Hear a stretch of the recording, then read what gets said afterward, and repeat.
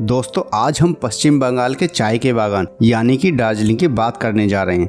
आज इस वीडियो में हम जानेंगे कि हमको दार्जिलिंग कैसे पहुंचना है, दार्जिलिंग में घूमने की कौन कौन सी मुख्य जगह हैं, वह खाने पीने की क्या व्यवस्था है और दार्जिलिंग घूमने का सबसे बेस्ट टाइम कौन सा है, और साथ ही जानेंगे दार्जिलिंग के बारे में बहुत कुछ। तो बने रहिए हमारे साथ वीडियो के अंत तक और ऐसे ही वीडियोस देखने के लिए चैनल को सब्सक्राइब जरूर करें।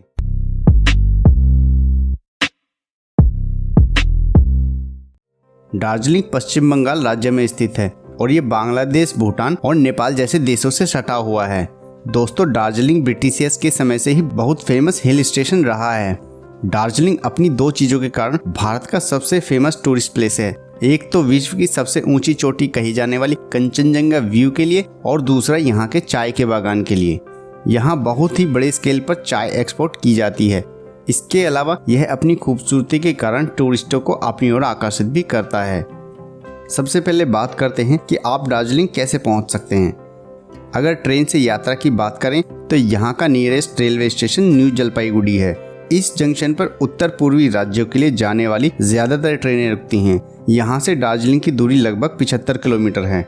रेलवे स्टेशन से शेयरिंग टैक्सी करके आप 2 से 3 घंटे में दार्जिलिंग पहुँच सकते हैं। शेयरिंग टैक्सी में आपको 400 से 500 रुपये चार्ज लगेगा। सबसे सस्ते विकल्प के लिए आपको रेलवे स्टेशन से 3 किलोमीटर दूर सिलीगुड़ी बस स्टैंड जाना है। फिर वहां से बस पकड़कर आप दार्जिलिंग पहुंच सकते हैं। बस का किराया लगभग 100 से 150 रुपये है। सड़क मार्ग के रास्ते दार्जिलिंग पहुंचने के लिए आपको सिलीगुड़ी के रास्ते दार्जिलिंग पहुंचना होगा। सिलीगुड़ी तक पहुंचने के लिए भारत के कई बड़े राज्यों से सीधे बस सेवा उपलब्ध है। सिलीगुड़ी से आगे आप शेयरिंग कैब, टैक्सी या फिर बस के द्वारा दार्जिलिंग पहुंच सकते हैं।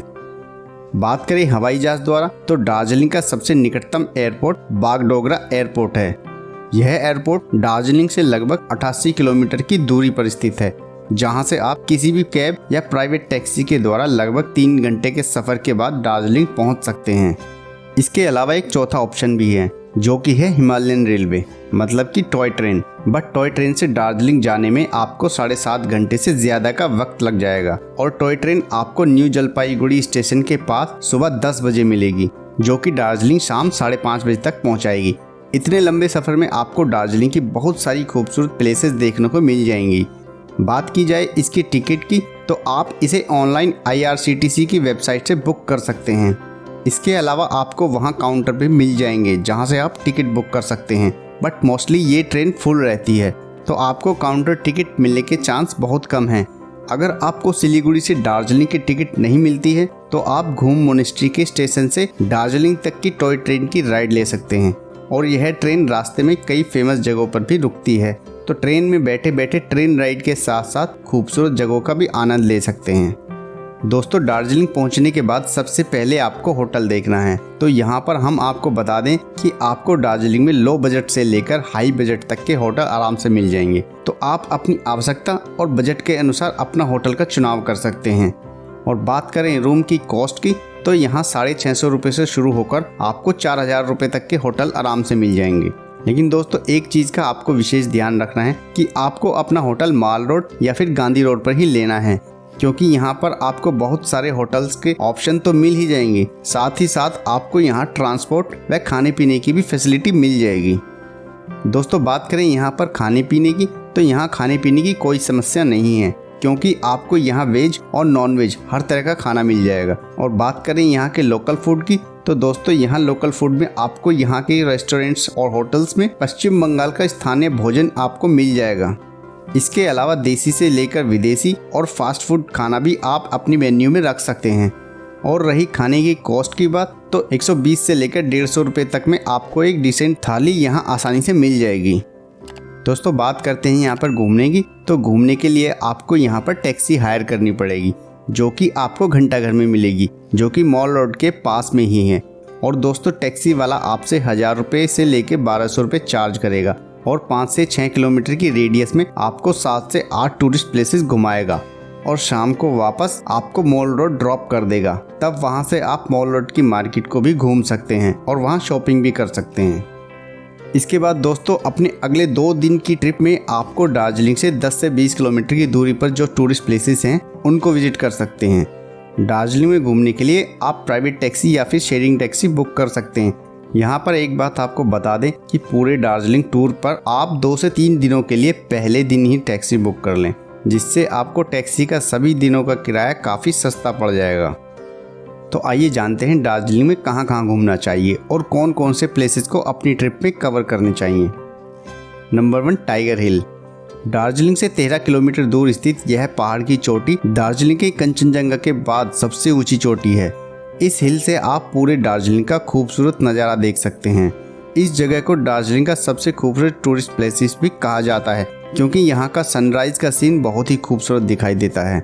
सनराइज का खूबसूरत नज़ारा देखने के लिए पर्यटक सुबह ही वहाँ पहुँच जाते हैं। सूरज की पहली किरण जब कंचनजंगा की चोटियों पर पड़ती है तो चोटियों का रंग बदलकर गुलाबी और ऑरेंज नजर आता है। इस अद्भुत नज़ारे को देखने के लिए ही यहाँ टूरिस्ट आते हैं और इस दृश्य का आनंद उठाते हैं। Number 2, Batasia loop. Batasia loop Darjeeling में स्थित एक विशाल रेलवे ट्रैक लूप है। यहाँ पहाड़ों के घुमावदार रास्तों को काटकर टॉय ट्रेन की लाइन बिछाई गई है।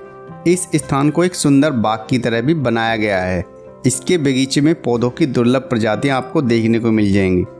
बतासिया लूप के बीच में गोरखा सैनिकों की याद में बनाया गया गोरखा वार मेमोरियल है। टॉय ट्रेन भी यात्रा के दौरान इस स्थान पर रुकती है, जिससे आप शहीदों के इस स्मारक को अच्छी तरह देख सकते हैं। Number 3, rock garden. Rock garden Darjeeling का बेहद आकर्षक व्यू पॉइंट है। पहाड़ों और चट्टानों को काटकर बनाए जाने की वजह से ही इसका नाम रॉक गार्डन पड़ा है। यहाँ पर एक वाटरफॉल भी है जो इस जगह के और भी आकर्षित बनाता है। नंबर 4, घूम मोनेस्ट्री। घूम मोनेस्ट्री शहर से केवल 8 किलोमीटर की दूरी पर स्थित है। यहाँ बौद्धों का प्राचीन मठ है। घूम का रेलवे स्टेशन दुनिया का सबसे ऊंचा रेलवे स्टेशन है, इसलिए यह टूरिस्ट प्लेस दुनिया भर में प्रसिद्ध है। नंबर 5, ऑब्जर्वेटरी हिल। दार्जिलिंग की मशहूर ऑब्जर्वेटरी हिल मॉल रोड के पास ही स्थित है। यह स्थान तिब्बती स्मारक और महाकाल मंदिर के लिए प्रसिद्ध है, तो अपने दार्जिलिंग के ट्रिप में इस स्थान को शामिल करना बिल्कुल ना भूलें। Number 6, Japanese temple.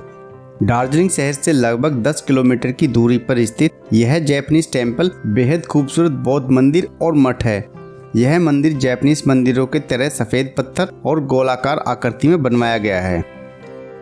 Number 7, Darjeeling ropeway. Darjeeling में रोपवे दुनिया भर में प्रसिद्ध है। दार्जिलिंग आने वाले पर्यटक रोपवे की यात्रा का आनंद जरूर लेते हैं। रोपवे पर यात्रा करने वाले सैलानी यहाँ पर मौजूद चाय के बागानों, हरी भरी पहाड़ियों और खूबसूरत वाटरफॉल का लुत्फ उठाते हैं। Number 8, happy T valley. Darjeeling आए और चाय के बागान नहीं देखे तो कुछ नहीं देखा। दार्जिलिंग अपनी स्वादिष्ट चाय के लिए दुनिया भर में प्रसिद्ध है। इनमें सबसे प्रसिद्ध चाय बागान हैप्पी टी वैली है। दार्जिलिंग के लगभग 80% हिस्से पर चाय की खेती होती है। यहाँ पर लोकल गाइड्स भी मौजूद हैं जो यहाँ आने वाले टूरिस्टों को जानकारियाँ प्रदान करते हैं। इन सब के अलावा दार्जिलिंग में और भी बहुत सी फेमस टूरिस्ट प्लेसेस हैं जहाँ आप घूम सकते हैं, जैसे mall road, Singalila national park, Teesta और रेजेंट रिवर राफ्टिंग, दार्जिलिंग का wild life zoological park, Nightingale park और विक्टोरिया वाटरफॉल आदि। अब जानते हैं दार्जिलिंग जाने का बेस्ट टाइम कौन सा है। दार्जिलिंग घूमने का सबसे अच्छा समय अप्रैल से जून के महीनों के बीच होता है। इस दौरान जब देश के अन्य भागों में खूब गर्मी पड़ती है, तब दार्जिलिंग का तापमान 14 से 18 डिग्री सेल्सियस के बीच होता है। इस दौरान यहाँ भारी संख्या में पर्यटक आते हैं। लेकिन यदि आप और भी ज़्यादा ठंड का लुत्फ उठाना चाहते हैं तो नवंबर से दिसंबर के बीच यहाँ आ सकते हैं। लेकिन मानसून के दौरान यहाँ पर भारी वर्षा होती है और लैंडस्लाइड भी होता है, इसलिए इस दौरान पर्यटक यहाँ कम आते हैं। तो दोस्तों, ये थी दार्जिलिंग के बारे में पूरी जानकारी। उम्मीद है वीडियो आपको पसंद आई होगी। अगर पसंद आई तो वीडियो को लाइक, कमेंट, शेयर करने के साथ साथ चैनल को सब्सक्राइब भी करें।